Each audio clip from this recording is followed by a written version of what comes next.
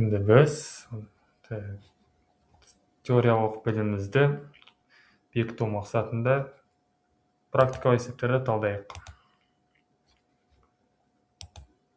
Міне бірінші практикалық есебіміз бізде сандық тізбек берілді.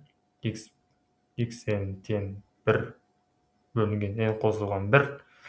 Осы тізбектің алғашқы 10 мүшесін табу керек дейді. Енді есептің шешіміне келейік. Берілген формула бойынша біз тізбектің алғашқы 10 мүшесін осылай бір-бірлеп есептейміз. Және де тізбекті осылай фигуралы жақша ретінде қоямыз. Яғни фигуралы жақшаның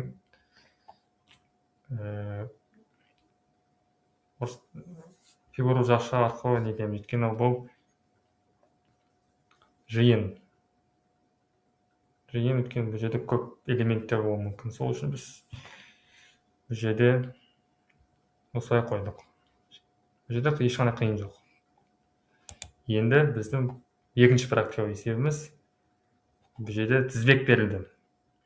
Енді сол тізбектің жалпы мүшесін анықтау керек. Яғни қандай заңдылықпен бұл жерде тізбек қандай заңдылық арқылы біздің тізбек шықты. Соның заңдылық ең басты xn дейтін жалпы мүшесін табу керек. Бізде бірінші мүшесін қарасақ. Бірінші мүшесі x1 тең 2-ден 1 шықты. Енді екінші мүшесіне назар аударайық. Екінші мүшесі дәл солай x 2-ден 1 болыпты. Бірақ біздің дәрежеміз 2. Үшінші мүшесінде де дәл солай x 2-ден 1, бірақ дәрежесі 3. Төртінші мүшеміз 1 бөлінген 2, 4-тің дәрежесі. Енді бізде осындай заңдылық туындап тұр. Яғни біздің әрбір мүшеміз n-ге артып тұр, n санға артып тұр. Яғни біздің жалпы мүшеміз xn тең болады 2-ден 1-дің n дәрежесі. Жалпы есептің жауабы осы шығады. Енді үшінші практикалық есеп көшейік. Бізде екі сандық тізбек берілген. Біріншісі x 2, 3, 4, 5, 6, n плюс 1. Екіншісі n 1 бөлінген n квадрат. Осы тізбектердің қайсысы шенелген, қайсысы шенелмеген екенін біз анықтауымыз қажет. Енді есептің шешіміне келейік. Бізде жаңа анықтамада айттық. Егер біздің сандық тізбегіміз шенелген болса, яғни ол белгілі бір санның әрбір мүшесі белгілі саннан m саннан кіші немесе тең болуы керек. Енді сол анықтамаға сүйене отырып, біз сол тізбектерді зерттейтін боламыз. Енді есептің берілгеніне қарайық. Бізде бірінші тізбекті қарайық. 2, 3, 4, 5, 6 n плюс 1-ге дейін. Яғни біздің әрбір мүшеміз келесі мүшеден артық болып тұр. Яғни бұл белгісі шесі кім тұрады. Яғни әрбір санымыз шестен кіші. Яғни ол біз анықтамамызға қарама-қайшы келеді. Яғни біздің тізбегіміз шенелмеген. Ал екіншіне тізбекке мән берейік. 1, 4-тен 1, 9-дан 1, 16-дан 1, 1 бөлінген n квадрат. Байқасаңыздар, біздің әрбір мүшеміз қандай да бір сандан кіші болып тұр. Яғни біздің әрбір мүшеміз 1-ден кіші болып тұр. Немесе тең. Яғни бұл тізбек шенелген. Міне осы есептің жауабы осы. Шенелмеген тізбек шенелген. Шенелген тізбек. Енді төртінші практикалық есеп. Жаңағыдай екі тізбек берілген. 2, 5, 10, n квадрат қосылған 1. Екінші тізбек 2-ден 1, 16-дан 1, 54-тен 1, 2, n куб. Осы тізбектердің қайсысы өспелі, қайсысы кемелі екенін анықтауымыз қажет. Жаңа анықтамаға сүйенейік. Кез келген n натурал сан үшін, егер осыдан шарт орындалса, онда тізбегіміз өспелі атадық. Егер керісінше болса, xn плюс 1 n-нен кіші болса, онда тізбек кемелі.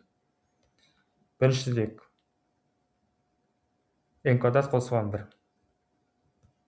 Бізде n квадрат осылай жіктеп аламыз мүшемізді. xn плюс 1 деген.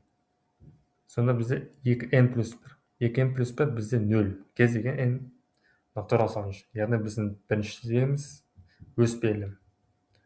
Екінші тізбегіміз 2n куб. n орнына n плюс 1 қояйық.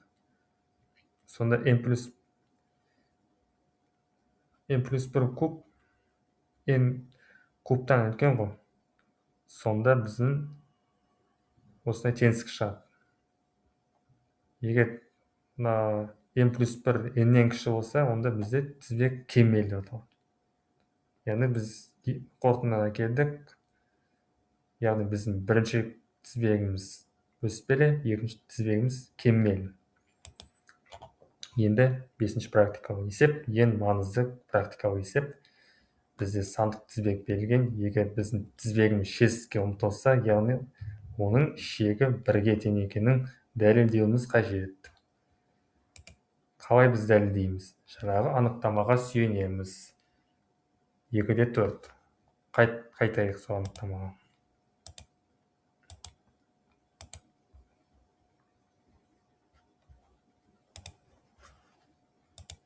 Кез келген эпсилон 0-ден үлкен үшін натурал санды болса, барлық n және n нөмірлі мүшелер үшін x n минус a эпсилон кіші болса, онда тізбектің шегі деп аталады. Енді есебімізге көшейік. Жаңағы әрекеттерді орындайық. Бізде кез келген эпсилон 0 деген табылсын.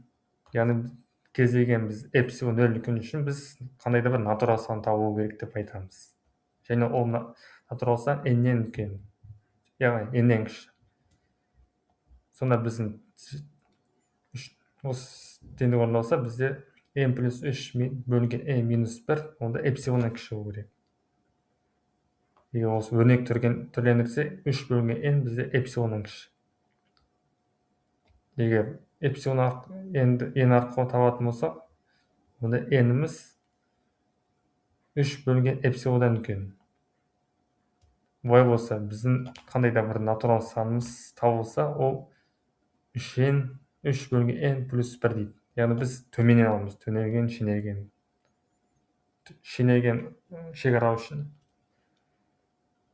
Демек, кез келген эпсилон 0 үшін бізге n эпсилон сан табылды. Сондықтан біздің тізбегіміз осындай 1-ге тең ұмтылады. Біз қалай түсінсек болады? Біздің яғни эпсилонымыз қандай да бір 0 мен 1-дің аралығында табылсын дейік. Яғни біз оны 3-ке бөлетін болсақ, яғни бүтін сан шығады. Қандай да бір бүтін сан n. Ол әрқанша n-нен үлкен, кіші n-нен кіші. Сондықтан бұл біздің шегіміз 1-ге баратын түсінікті. Жағдайларды қарасақ, егер эпсилонымыз 0,1 болса, біздің қандай да n санымыз 30-ға дейін. Егер біздің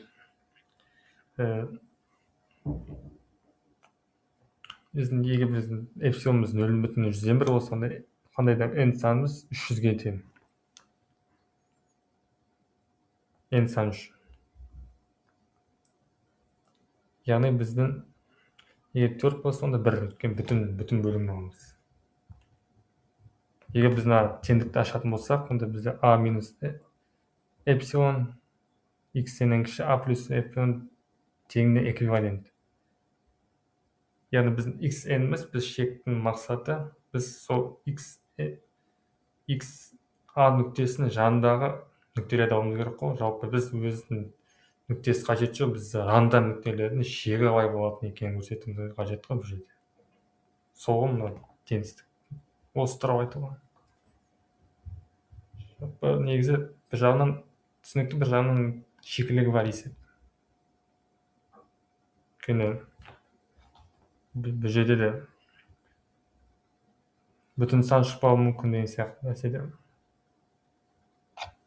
Бұл жерде 1-ге ұмытылмауы мүмкін да, бұл жерде 1-ге.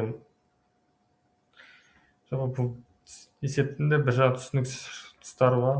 Өзім барынша түсінуге тырыстым. Бар білгенімді сол сіздерге түсіндірдім деп ойлаймын. Енді соңғы есебіміз бізде n+3, n+5 бөлінісі сондай тізбек берілген. Біз Вейерштрасс теоремасына сүйене отырып біз жинақты екенін көрсетеміз және жаңағы үстіңен шенелген немесе төменнен шенелген шекараларын табуымыз керек. Яғни біз тізбекті осылай ыңғайлы түрде келтіреміз. n+5, n+3-ті n+5 минус 2. Сонда біздің тізіміз осылай шығады. Тізбек бір сарын екенін көрсетуіміз керек. Осылай жаңағы алдыңғы есептерді қолдана отырып бір санды екенін көрсетеміз осылай. Яғни бізде тізбек өспейді. Яғни ол нөлден деген болып тұр. Енді тізбектің шенелгенін көрсетейік. Барлық n сан үшін біз мынандай шартты орындайды қарастырайық. Яғни бізде тізбегіміз n санмен шенелген. Ал енді тізбек өспелі болғандықтан ең кіші алғашқы мүшесіне болады. Ең алғашқы мүшесін табайық. Ең алғашқы мүшеміз 2-ден 3. Яғни біздің келесі мүшеміз 2/3-тен үлкен. Ал соңғы мүшесі, соңғы мүшесі 1 дегенде біздің тізбегіміз 1-ге ұмтылады, бірақ өзіне тең болмайды. Шектің табудың негізгі мақсаты осы. Өзінікі керек емес, біз сол мәнге ұмтылған кезде шегіміз қайда ұмтылады, сол бізге маңызды. Яғни біздің төменгі шекарамыз төменнен біз 2-де 3 деп тұр. Ең бірінші мүшесі ретінде. Ал соңғы мүшеміз, яғни ол 1-ге баратынын жерде көрсеттік. Жалпы сонда біздің төменгі шенелген шекарамыз 2/3. Үстіңгі шекарамыз, яғни супрем дейді. Ол бізге 1 беріп тұр. Яғни біздің шегіміз жалпы 1 болып тұр. Енді қорытындыға келіп, біз бүгінгі сабақта тізбекке анықтама бердік. Тізбектің түрлері, қасиеттерін қарастырдық. Қандай өспелі, кеңмелі, шенелген деген тізбектерді қарастырдық.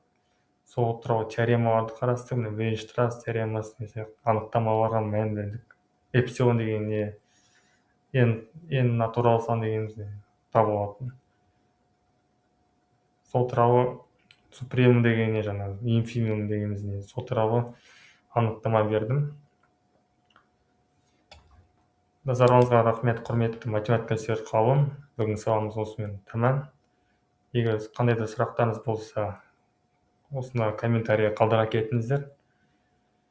Енді келесі сабағымыз геометрия. Геометрияның келесі тақырыбы ол қисыз сызық туралы болады. Қисыз сызық теңдеулері. Сол саламат болыңыздар.